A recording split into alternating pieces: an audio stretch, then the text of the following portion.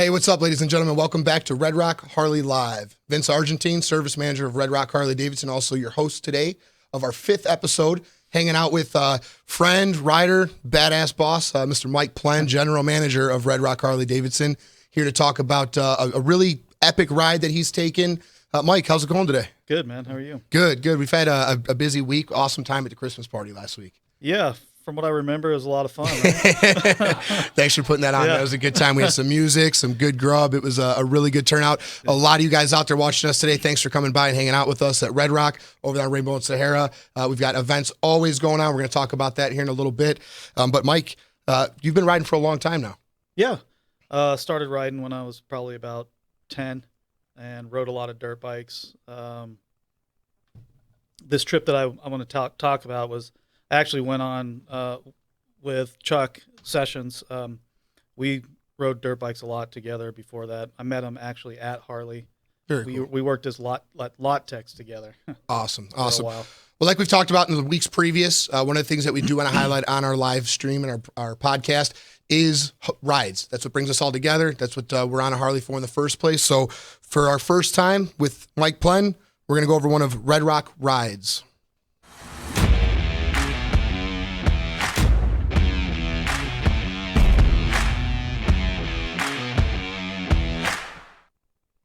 All right.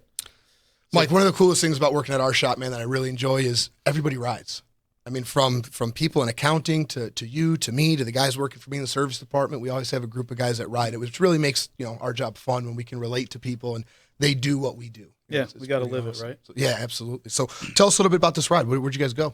So it's kind of started off as my buddy Chuck. He actually won the Employee of the Year contest at the dealership we worked at here in Las Vegas, and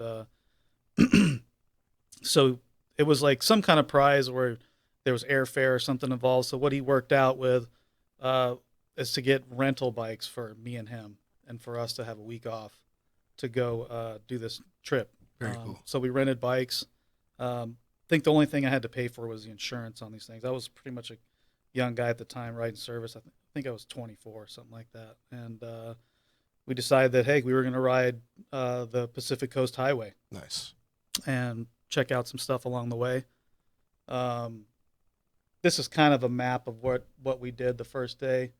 I guess this is closed right now, but we made a left here at Beatty and went through Death Valley and across up through Lone Pine and to Lee Vining. And we kind of figured we were going to stop at Lee Vining for the night. You had to when you're doing that. Yeah. And then that day we actually went to a ghost town. There's some ghost town footage up there. That's Bodie Ghost Town before we started having Heinekens. Very cool. We rode over to this ghost town. That's just kind of north of Lee Vining. Had to go down a little bit of a dirt road to get there. It was really cool, though. Just some of the, I think there was like some schools and churches and everything that were still there. A lot of it is intact. You can kind of look. There's the organ and everything over there, and the pews and everything. Then we just kind of camped out in Lee Vining. That was one of the things we wanted to do, is keep it inexpensive. We were,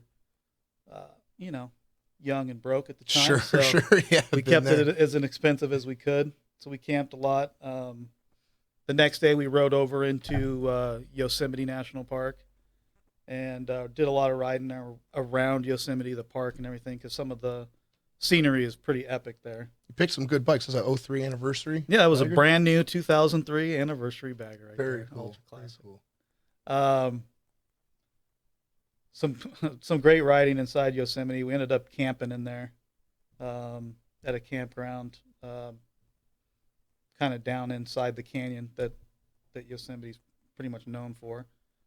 There's some of the pictures there are just pretty insane. And, pretty good weather on the trip.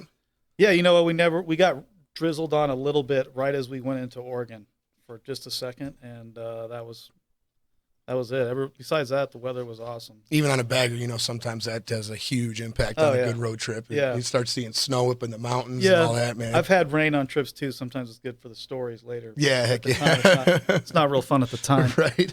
Then we kind of crossed over into Oakland, into San Francisco, and we stayed a couple nights in San Francisco and hung out there. We kind of sightseed during the day. Went to the Golden Gate. Nice. Went to Alcatraz. I think that's from Alcatraz right there. Pretty much did tours back there, Mike. Yeah, that was mine.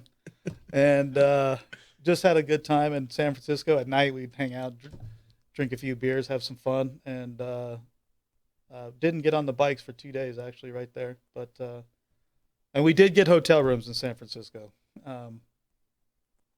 And then after that, we started heading north on Highway 1.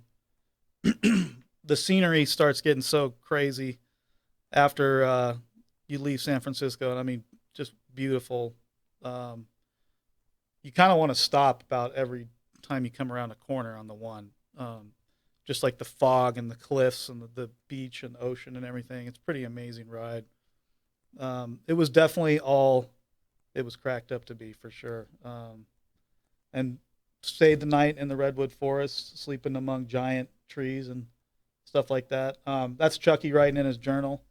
The first day, actually, we were at Mono Lake, and which is right by Lee Vining, and a gift store, and they had these journals.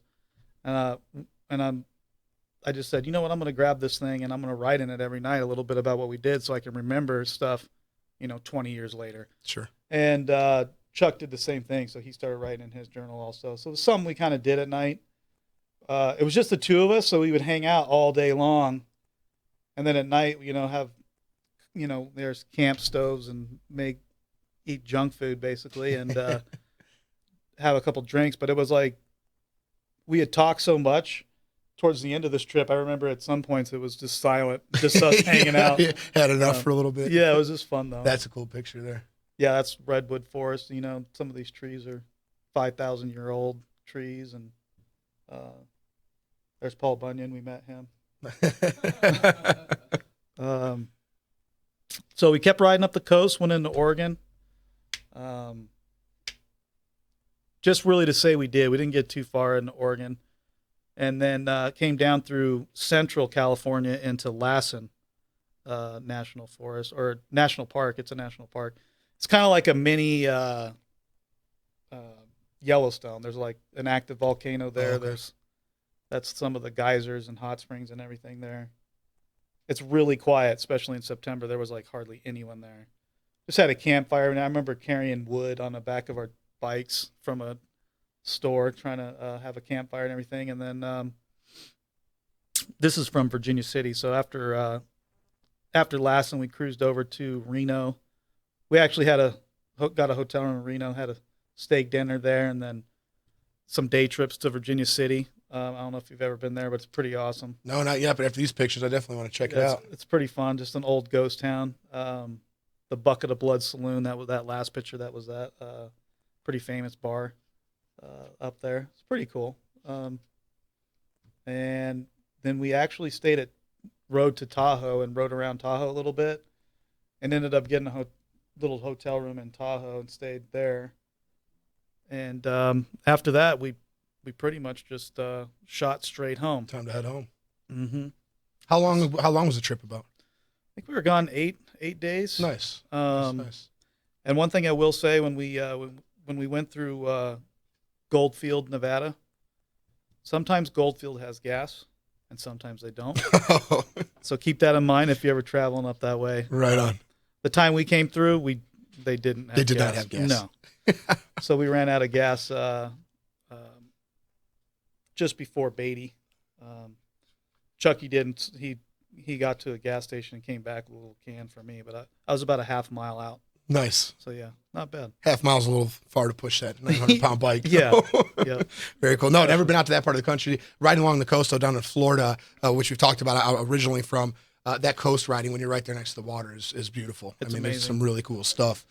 Yep, it's amazing. And one thing that people don't realize is when you ride overnight somewhere, it changes everything. It's just a totally different feeling than getting up and riding for a few hours. Oh, yeah. Like when you get up and you're gone for a couple days on an overnighter and you're on your motorcycle, and it's just you and your machine to get you home or wherever you're at. I mean, there's even statistics, Harley's been studying stuff like this, that people have done overnighters. ride more and keep their bikes longer just from doing an overnight trip. So just recommend to anyone who's never done an overnight trip, got to get out and do it. Definitely. I know our hog chapter is really good about that at Red Rock Harley. They do 2-day trips, 7-day trips. So if you are a little intimidated, not wanting to necessarily jump on it and do it yourself, we always got people you can ride with. But yeah, I definitely, same thing, like going to Sturgis and some of these places where, riding from Chicago to Sturgis, it was like, you might not want to ride that next morning, but you're riding the next morning. Yeah, exactly. You don't have much of a choice. So. Yeah, and then, once you get going, it seems like you always see something that you wouldn't have seen if you were in your car. Oh, yeah. You always talk to someone else on a bike and bond with someone immediately that's on a motorcycle. Or even if they're not on a bike right then, someone that rides, it's even in their car, will come and talk to you and talk about, hey, where are you going? What's going on? Yeah, the thumbs up and the, hey, I wish I was doing what you were doing right now. Exactly. The bond that motorcycling creates is pretty awesome. So awesome. Well, we're going to be right back, Mike. Thanks so much for your time, man. We look forward to seeing you again soon. Thank you. And just another inspiration for a really cool ride. If you haven't done it, Northern Cali, Oregon, there's always somewhere good to go put miles on your Harley. So we'll be right back.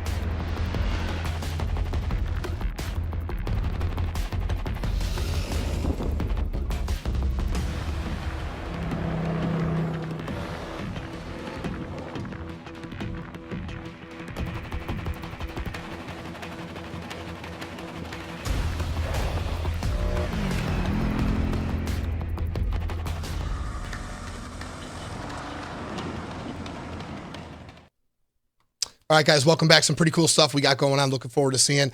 We've got another good friend of ours, another great employee at Red Rock Harley-Davidson, our floor manager, Mr. Joe Szurek. Joe, how you doing today, man? Good, man. How are you? Good, man. We're having a good time. Welcome to Red Rock Harley Live, hanging out at the Vegas Video Network studio for the first time. We've seen you live at the shop a couple times, so thanks for taking some time to come down and hang out with us. And with Mike, a great guy, man. And I heard kind of when we got here today, you got a little bit of an interesting story about how you and our general manager met. Well, yeah. So that's how I got my job. Was I used to be a Lyft driver, and I picked up this guy and his wife one night, and just started talking about my motorcycle. And by the end of the ride, he's like, I'm the general manager at Red Rock Harley. Do you want a job? Absolutely. So like beach driving a Lyft. Let's do it. Very cool. Very cool. And how long now have you been with Red Rock? Almost a year now. Okay, very good. And I know you were a really successful salesperson. Now as a floor manager, tell us a little bit about the difference. What does your day look like at the dealership? Well, I'm there to be there for the customer. So if they have questions or anything like that, I'm there to answer those questions. And the same goes for our fit specialist. If they have any questions or anything like that, I'm there to help them out. Cool. And how did you get into motorcycling and riding? And how did it come to be that you even wanted to work at Red Rock? Man, I got a job at a custom bike builder in South Dakota. I got a job working for him, just kind of cleaning up and stuff. And he asked me if I could help install one day, and I said, sure, teach me how to do it. And nice. For about 6 months or so, I worked on him, and he had a salesperson there that I knew that I could do better. So I just said, you know what, give me a shot. On the next trip we go out, let me do the sales portion of it, and I crushed it. I tripled their sales that they'd ever done at that show. Nice. So sales are easy to me because people want Harleys. They want motorcycles because they're fun. I mean, they're the best free therapy in the world. Sure. Oh, yeah, and the more you know about them, the more that people understand that when you know about them, you're not selling them, you're just helping them get one. Yeah. You know what I mean? Which is pretty awesome about your job. And I worked sales for a long time too, and it was probably one of the most fun jobs I ever had, other than being the service manager and getting to hang out in the shop all day, selling and seeing the smile on people's faces and the excitement of, it's not like when you got to go buy a car because your car broke down, you have to get a new car. So for some people, the first time in their life or the first time in 30 years since they had kids or got married that they get a chance to get back on bikes, which is pretty awesome. So it's the motorcycles that bring us all together. We have an awesome job. We get to bullshit about motorcycles. Like all I day. said, man, there's days that I could go to Best Buy and sell TVs, or I could go work at Harley-Davidson. I'd take Harley-Davidson every time. So. All day, absolutely. And talk a little bit about motorcycles and how it brings us all together. As always, I've got some good information, some insider information for you. So we are ready to do some Harley highlights.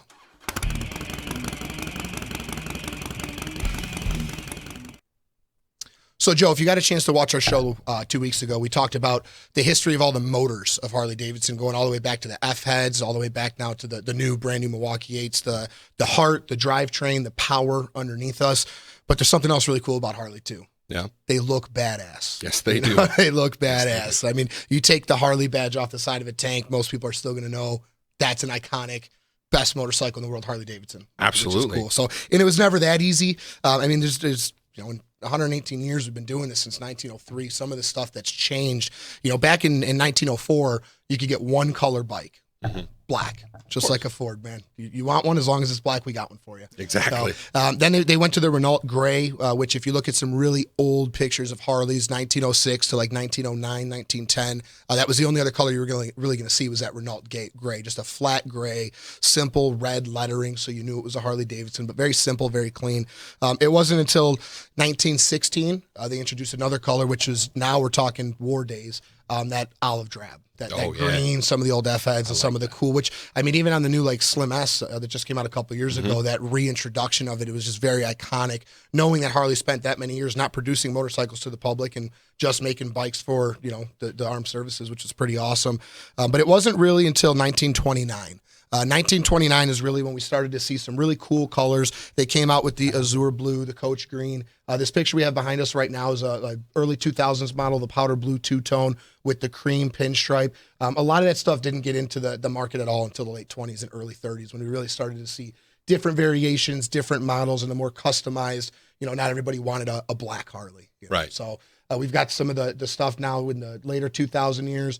Bringing us all the way up to nowadays. I mean, we went from that one black bike you could get to, in 2020, there's over 24 different color schemes available, not including the CVOs. Wow. So whatever color you like, you want. I mean, I know your showroom's got it, but they're one of every color. I mean, we've seen some that we like more than others. It might not be my cup of tea, but someone else really might like that yellow or that green or what we've got going on out there. One of the things that Harley really does with their paint is it's a lot about the process. Harley, and I even learned a little bit more about this doing some research for our podcast today about the process and what separates Harley from a lot of the other manufacturers out there. Does Harley's paint get done by robots or people? Trick question. It's actually both. Okay. Which is very unique to automotive because it's expensive. Right. But really, even the 12-step process of preparing, let's say, a fuel tank. It's a 12-step process that Harley goes through before it even sees paint.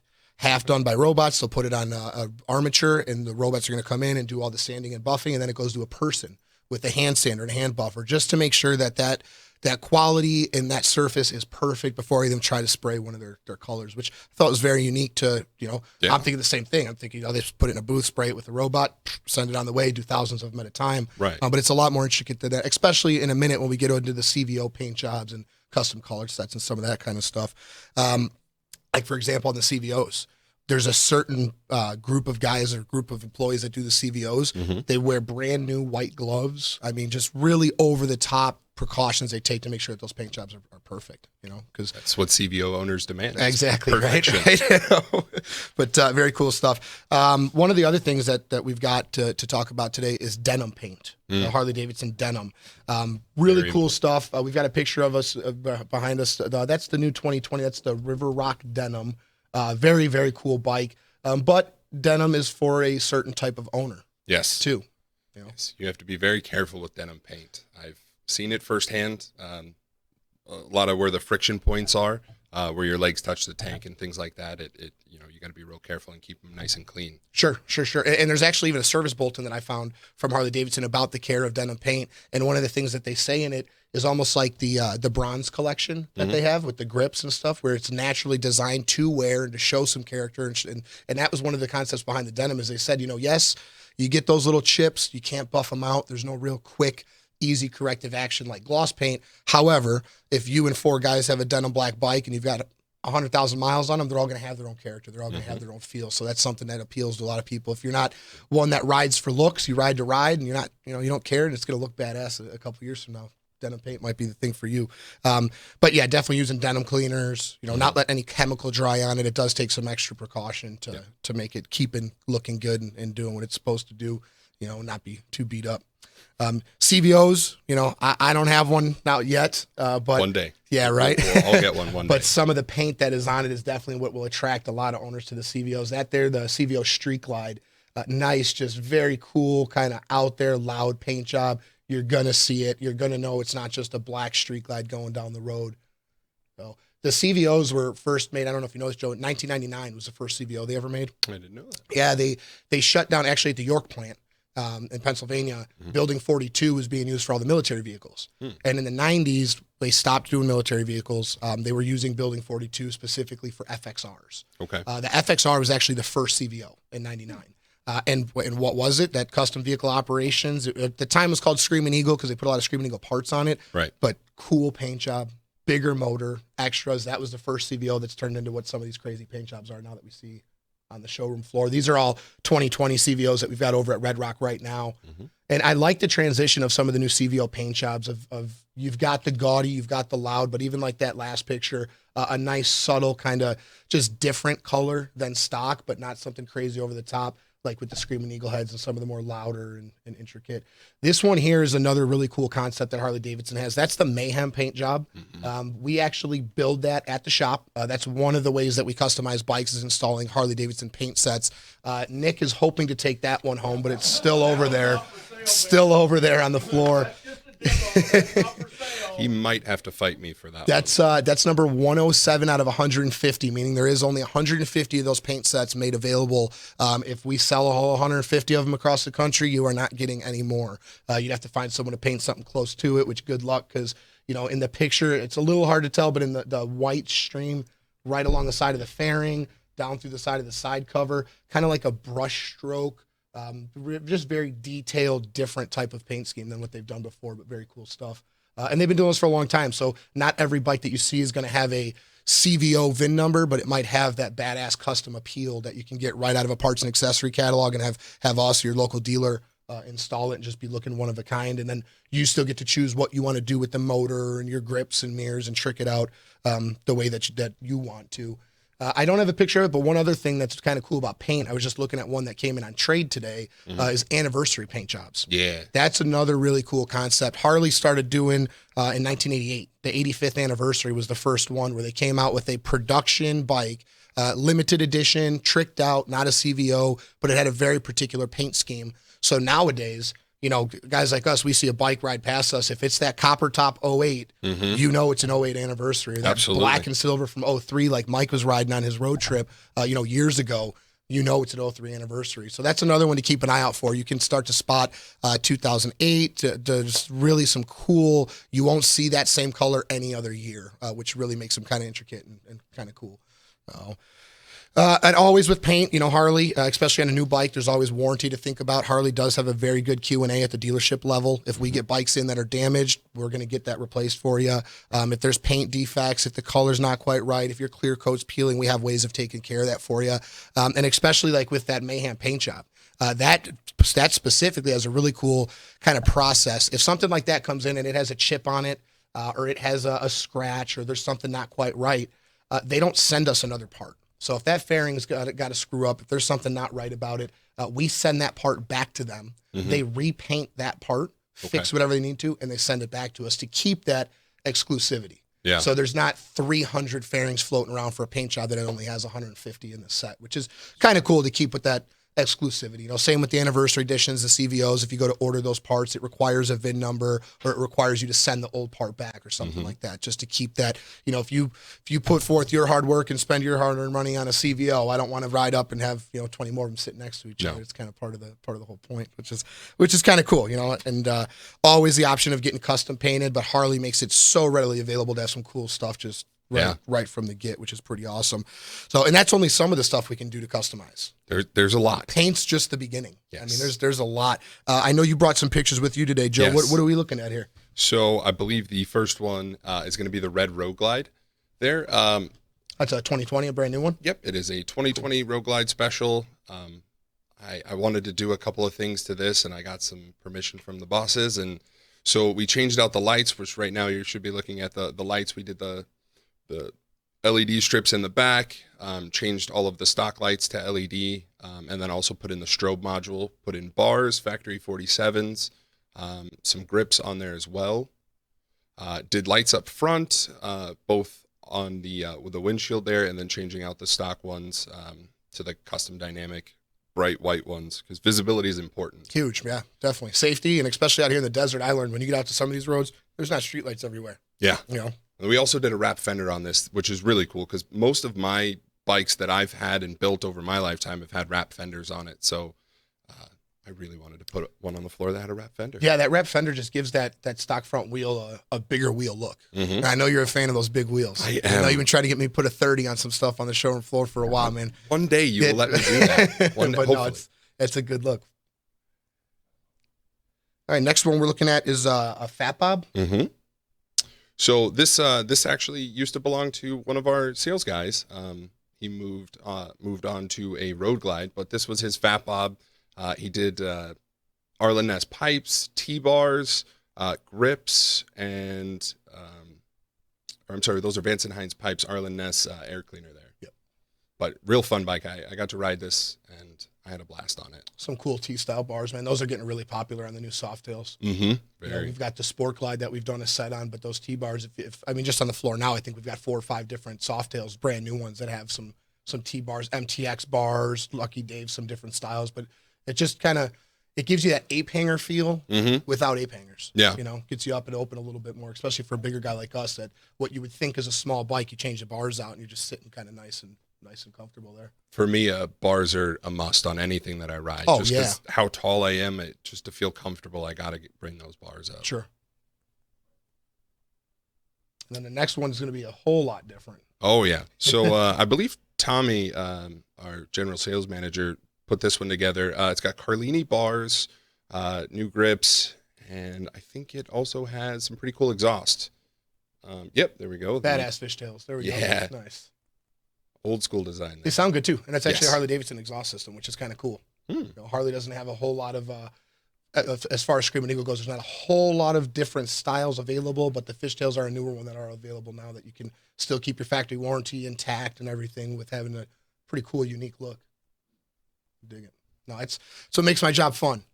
Oil changes, tire changes, always good to help a customer out, get them back on the road, but it's a lot more fun to sit there with the catalog and make someone's dream come true when they go, hey, I know what I want. Yeah. What do you want? Well, I got to show you, and you get to flip through and kind of pick out what they want and do what they do. So Make their bike their own. yeah, well, that's what it's all about. Yeah. Right. I mean, my 2000 Ultra Classic, if you see it, there's not any other 2000 Ultra Classics out there that look like it, minus Right. all the scratches and dirt. I mean, there's some cool stuff on it. Well, too. it gets ridden. Yeah, that's what they're for.